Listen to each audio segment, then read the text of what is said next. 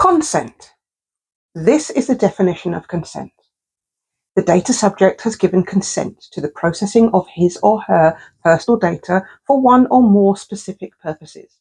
So as you can see, consent has a specific meaning under the GDPR. Consent is defined as any freely given, specific, informed, and unambiguous indication of the data subject's wishes by which he or she, by a statement or by a clear affirmative action, signifies agreement to the processing of personal data relating to him or to her. So let's say that one more time.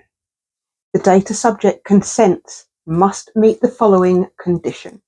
Number 1, freely given. 2, specific. 3, informed. 4, unambiguous. And 5, clear affirmative action.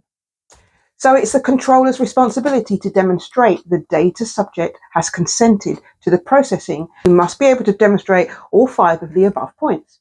So where consent has been given for a predetermined purpose, the consent should be provided in an intelligible and easily accessible form, using clear, plain language with no unfair terms in line with consumer protection requirements.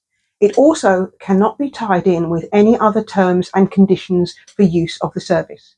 The Working Party 29, Article 29, adopted a thorough analysis of the idea of consent under the GDPR in guidelines revised and adopted in April 2018. These guidelines were updated by the European Data Protection Board in May 2020, although there was not a great change from the original format. In the view of the EDPB, consent is the appropriate lawful basis only if a data subject is offered control and a genuine choice on the use of their personal data. But the EDPB also recognises that there are certain consent requirements that serve as an ethical standard or procedural obligation which must be distinguished from consent under the GDPR. So, for example, to the procedural obligations for consent under the Clinical Trials Regulation.